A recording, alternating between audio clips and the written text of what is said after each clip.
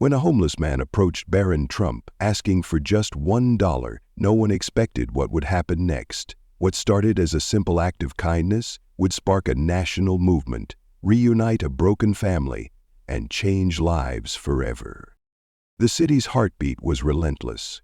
Cars honked, pedestrians weaved through the streets, and the hum of conversations filled the air.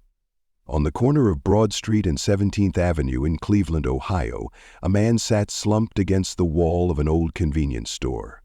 His clothes were worn, layers that barely kept the biting winter wind at bay. Beside him, a cardboard sign read, "Anything helps, God bless." His name was Leonard, though most people didn't care to know it. At 42, he had been living on the streets for nearly a year, a series of misfortunes stripping him of everything he once held dear. Each day was a gamble. Sometimes a passer-by would toss a few coins his way. More often they hurried past, avoiding his eyes. Leonard adjusted his beanie and shivered. He watched as shoes of every kind passed him. High heels, sneakers, polished loafers. Then, out of the corner of his eye, he noticed something different. A pair of pristine white sneakers stopped just feet away. They weren't just expensive. They were the kind only someone truly young and privileged would wear. Leonard glanced up, curiosity piqued. Standing there was a teenager, tall, composed, with his hands tucked casually into the pockets of a sleek jacket. Leonard squinted against the sunlight. He recognized the face, but couldn't immediately place it. The boy was waiting at the corner, scrolling through his phone, completely unaware of the attention he was drawing. People around whispered, some even pulling out their phones discreetly to snap pictures. Leonard hesitated. He wasn't one to approach strangers unless they made eye contact first, but something about the boy's demeanor struck him. He wasn't in a rush like everyone else. There was an air of quiet observation, a calmness that seemed out of place amidst the city's chaos. Taking a breath, Leonard spoke up, his voice dry from the cold. "Hey, young man," he called, forcing a smile. "Can you spare $1?" The boy froze mid-scroll, tilting his head slightly as if to confirm he had heard correctly. Slowly, he turned to face Leonard, his expression unreadable. For a moment, the world around them seemed to slow down. Leonard braced himself for rejection. He was used to it. But what happened next was anything but ordinary. Invigorated. "Asmasu? What do you need it for?" the boy asked, his voice calm but firm. The question caught Leonard off guard. It wasn't rude or dismissive. There was a weight to it, as if the boy genuinely wanted to know. Leonard's throat tightened. He hadn't expected a conversation. "Well," he began, rubbing his hands together for warmth. "A cup of coffee would be nice, maybe a sandwich, if I'm lucky." His voice faltered. There was something unsettling about being questioned, but there was no malice in the boy's tone, just curiosity. The boy stepped closer, his phone now forgotten in his pocket. Leonard could feel the stares of others, the silent judgment of people wondering why someone like this kid would waste his time on a man like him. Leonard wanted to shrink away to avoid the embarrassment, but the boy's gaze held him there. "What's your name?" the boy asked. "Leonard," he replied, his voice barely above a whisper. The boy nodded slightly, his brow furrowing as if he were processing something far beyond the moment. "I'm Barron," he said simply. There was no arrogance, no sense of self-importance in his introduction, just an unexpected sincerity.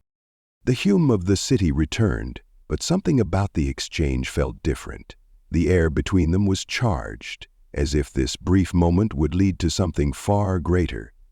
Leonard shifted uneasily on the cold pavement, unsure how to respond. Barron's presence was unlike anything he had encountered before. Most people ignored him, averted their gaze, or tossed loose change in his direction without so much as a word. But here was this young man, not just stopping but actually talking to him, as if he were an equal. Barron crouched down, meeting Leonard at eye level. The move startled Leonard. No one had ever done that before. "How long have you been out here?" Barron asked, his tone calm but direct. Leonard hesitated, Sharing his story wasn't something he usually did. People didn't care about the why, only the spectacle of his misfortune. But there was something disarming about Barron's demeanor, something that made him feel safe. "Almost a year now," Leonard admitted. "Lost my job after the plant shut down. Then my health took a turn. Couldn't keep up with rent." He paused, swallowing the lump in his throat. "It's been downhill ever since." Barron listened intently, his eyes narrowing slightly, not out of judgment but focus. It was a look Leonard wasn't used to, a mix of curiosity and concern, as if the teenager were piecing together a puzzle in his mind. Leonard noticed the growing tension among the crowd around them. People were watching, whispering, some even pausing their steps, curiosity piqued by the unusual sight. A Trump heir crouched on the sidewalk beside a homeless man. "And about family?" Barron asked. Leonard's jaw tightened, and he shook his head. "We'll have much of that anymore. My folks passed years ago. My brother, well, we haven't talked in ages." He chuckled bitterly. "That's left to lose when you've already lost it all." Barron was quiet for a moment, as if weighing Leonard's words carefully. Then, without breaking eye contact, he reached into his pocket. Leonard's pulse quickened. He had asked for $1, just one. But Barron's movements suggested something different. When his hand emerged, he wasn't holding a single bill, but a crisp $100 note. The sight made Leonard blink in disbelief. "Here," Barron said, extending the bill toward him. "This should cover more than coffee." Leonard stared at the money, stunned. For a moment he couldn't move. It wasn't just the amount. It was the gesture itself. "Are you serious?" Leonard finally managed to ask, his voice cracking. "Why would you do that?" Barron shrugged lightly. "Because I can." The simplicity of his answer left Leonard speechless. But before he could respond, Barron leaned in a little closer. "But listen," he added, his voice dropping to a softer tone. "This isn't just about the money. I want you to promise me something." "What's that?" Leonard asked, gripping the bill like it might vanish. Barron's expression shifted, becoming more serious. "If I help you today, you've got to help yourself tomorrow. Deal?" Leonard felt a lump rise in his throat. The words hit harder than he expected. For the first time in what felt like forever, someone wasn't just handing him a lifeline. They were challenging him to climb out of the hole he'd fallen into. Leonard nodded, unable to find the right words. "Good," Barron said, standing back up. He glanced around at the gathering crowd, his calm demeanor unshaken by the attention. Leonard felt his cheeks burn as he noticed people recording the interaction on their phones. He wasn't sure how to feel, grateful, embarrassed, or both. Barron reached into his pocket again, pulling out a pen and a small notepad. Scribbling something quickly, he tore a piece of paper and handed it to Leonard. "Go to this address tomorrow morning," Barron instructed. "They'll help you out. Tell them Barron sent you." Leonard unfolded the note, his hands trembling slightly. It was the address of a local shelter and resource center, one he'd heard of but had always been too proud or too ashamed to visit. "I'll make sure they're expecting you," Barron added, his voice unwavering. The air around them seemed to shift as Leonard clutched the paper and the money. It wasn't just kindness, it was hope. A fragile, flickering light in a world that had long been dark. And somehow Leonard knew this was only the beginning. The beginning. Leonard sat there, staring at the $100 bill and the note in his hands as if they were alien objects. His mind raced, caught between disbelief and cautious hope. Barron didn't leave immediately. Instead, he stood there, watching Leonard with an intensity that felt almost unnerving. It was clear he wasn't just offering a handout. He was waiting for something, perhaps an acknowledgement or a commitment. Leonard cleared his throat, his voice shaky. "Thanks. Why? Why do you care? You don't know me." Barron tilted his head slightly, his lips forming a faint smile. "Because everyone has a story, Leonard. Yours just hasn't been told yet." He paused, glancing at the crowd beginning to gather. "And honestly, if I'm in a position to do something good, why wouldn't I?" Leonard was taken aback. He'd heard plenty of empty words over the years, but Barron's tone carried a weight that felt genuine. Still, skepticism gnawed at him. "You don't owe me anything," Leonard said, his voice firmer now. "I've been out here long enough to know people don't just stop to help without expecting something in return." Barron crouched down again, leveling his gaze with Leonard's. "I don't expect anything, but I do believe that small actions can lead to something bigger." He gestured toward the note in Leonard's hand. "This place, they've got resources, job programs, counseling, whatever you might need. All I'm asking is that you show up." Leonard swallowed hard, feeling a lump rise in his throat. He glanced at the note again, the address scribbled in neat handwriting.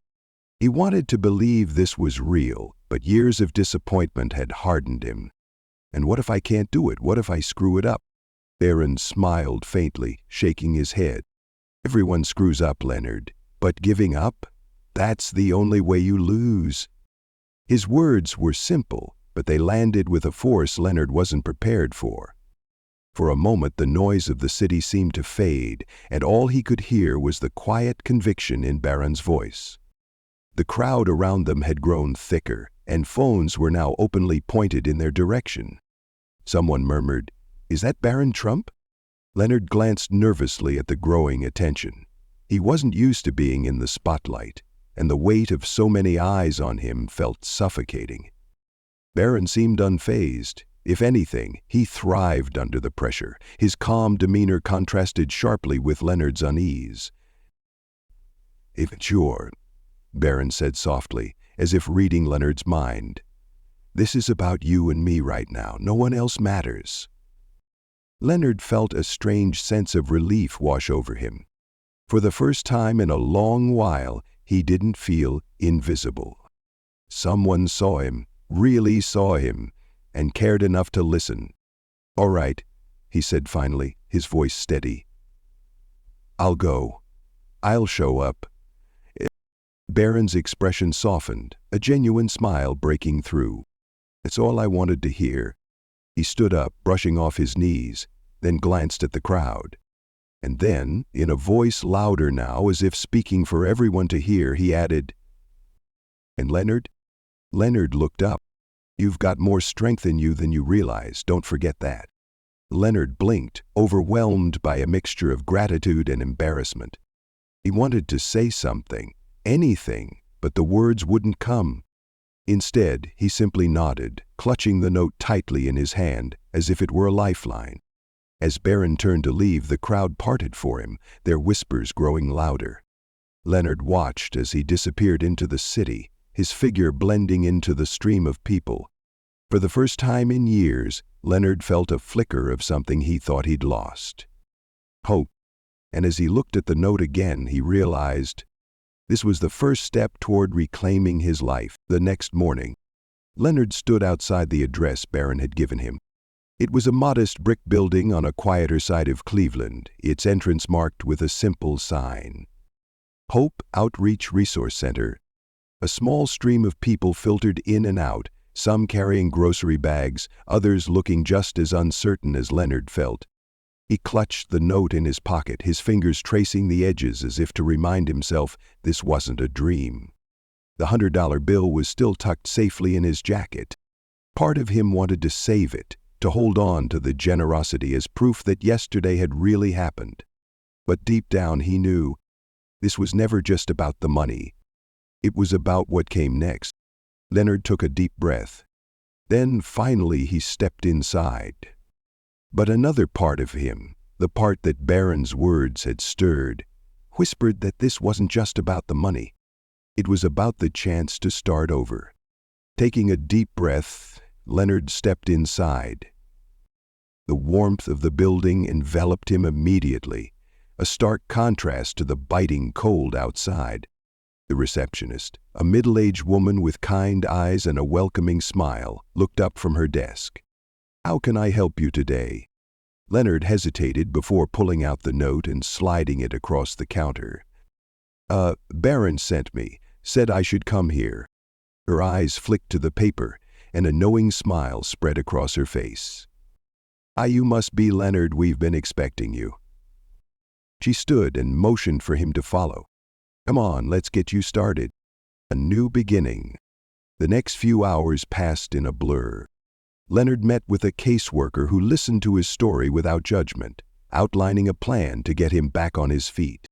They set him up with a temporary bed in their shelter, arranged for a doctor's appointment to address his health issues, and even connected him with a job training program. It was overwhelming, but for the first time in years, Leonard felt like the pieces of his life were being picked up and carefully put back together. Later that evening, as he sat on the edge of his cot in the shelter, Leonard replayed the events of the past 24 hours in his mind. The kindness of a stranger, the offer of help, the simple act of being seen. It all felt surreal. He thought about Barron's words, about the promise he had made to help himself. It wasn't going to be easy. But for the first time, Leonard believed it was possible. The ripple effect. Meanwhile, outside the shelter, Barron's gesture had begun to ripple far beyond what either of them could have imagined. A video of their interaction, taken by a bystander, had gone viral overnight. It spread across social media like wildfire, with headlines praising the young Trump heir's unexpected act of generosity. The footage showed Barron kneeling beside Leonard, handing him the money, and speaking words of encouragement that had struck a chord with millions. Some called it a publicity stunt, while others argued it was a rare display of genuine compassion from someone in a position of privilege. Regardless of the debates, one thing was clear. The video had captured something raw and powerful. People from all walks of life began reaching out to Hope Outreach Resource Center, offering donations and support, inspired by Barron's actions. Leonard's focus. Leonard had no idea his story was now at the center of a national conversation. He was too busy focusing on the steps ahead, attending his first counseling session, filling out job applications, and learning to believe in himself again. As Leonard lay down that night, the weight of the past year seemed a little lighter. Somewhere out there, the young man who had stopped to help him was making waves. But Leonard's focus was simple. Take it one day at a time. Honor the promise he'd made. A shift in the world around him. By the end of the week, Leonard began to notice subtle changes, both within himself and in the world around him. At the shelter, staff members treated him with a kindness he hadn't felt in years. They offered not just practical support, but also encouragement, reminding him that his story wasn't over yet. Word of his journey had spread quietly within the shelter community. Others who had been struggling in silence came up to him, inspired by his willingness to take the first step. "If you can do it, maybe I can too," one man had said, giving Leonard a pat on the back. The gesture, simple as it was, filled Leonard with an unfamiliar sense of pride. Beyond the shelter walls. Outside the shelter, however, Leonard's story was no longer quiet. The video of his interaction with Barron Trump had exploded across social media, racking up millions of views in just a few days. News outlets picked up the story, dissecting every detail. Commentators debated whether Barron's actions were genuine or performative, while viewers around the country shared their thoughts online. The internet reacts. "Privilege with a purpose," one tweet read. "This is how you use it for good." Another user posted, "It's sad that kindness like this is so rare it shocks us, but kudos to Barron for showing us it's possible."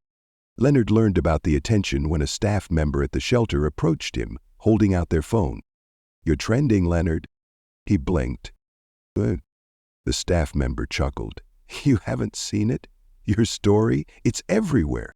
Leonard hesitated before taking the phone. There it was. His name, his face, the moment that had changed everything. The world was watching, and for the first time, Leonard didn't feel invisible anymore. The shelter staff showed Leonard the video. Watching himself on screen, he felt a strange mix of emotions. Embarrassment, gratitude, and something he couldn't quite name. He barely recognized the man in the video, the hollow eyes, the defeated posture. a stark reminder of how far he had fallen and, perhaps, how far he could rise. Barron's silence but powerful action. Meanwhile, Barron remained silent about the growing buzz.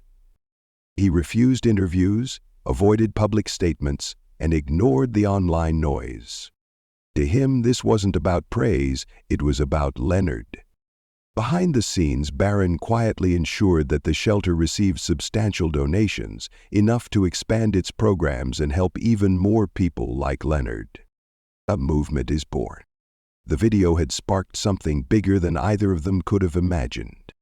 People across the country began sharing their own acts of kindness, tagging them with hashtags like Kindness Challenge and Pay It Forward. Local organizations reported surges in donations and volunteers, inspired by the simplicity of Barron's gesture. But for Leonard, the ripple effect became deeply personal. A brother's return. One evening, as Leonard sat in the shelter's common room, he noticed a man hesitating near the doorway. "Leonard?" the man asked, his voice uncertain. Leonard squinted, trying to place the familiar face. Then it clicked. "Paul," he whispered, his voice trembling. It was his younger brother, the one he hadn't spoken to in over a decade. The two men stared at each other, the weight of lost years hanging between them. Paul finally broke the silence. "I saw the video," he admitted, sitting down beside Leonard. I didn't know things had gotten so bad for you. I should have reached out sooner." Leonard shook his head, fighting back tears. "It's not your fault. I didn't exactly make it easy for anyone to find me." Paul placed a hand on Leonard's shoulder. "Well, I'm here now, and I'm not going anywhere." The reunion was bittersweet, a reminder of what had been lost, but also of what could still be rebuilt. A new beginning. For Leonard, this was another step toward healing, not just his circumstances, but his relationships and his sense of self. As the weeks went on, Leonard began to see his story differently, not as a tragedy, but as a testament to resilience. Though he still had a long road ahead, he carried with him a renewed sense of purpose, fueled by the kindness of a stranger. Because Barron Trump had given him more than money. He had given him hope. The story of Barron Trump and Leonard offers a profound lesson about compassion and the power of small acts of kindness. In modern life, many people face hardships, but not everyone dares to ask for help. Barron's actions remind us that with just a little attention, a word of encouragement, or a timely gesture of support, we can make a significant difference in someone's life. Instead of quickly judging or ignoring those in need, we should learn to listen, share, and help in whatever way we can. A kind word, a handshake, or even just a look of empathy can bring hope to someone struggling. Life becomes more meaningful when we treat one another with kindness and understanding.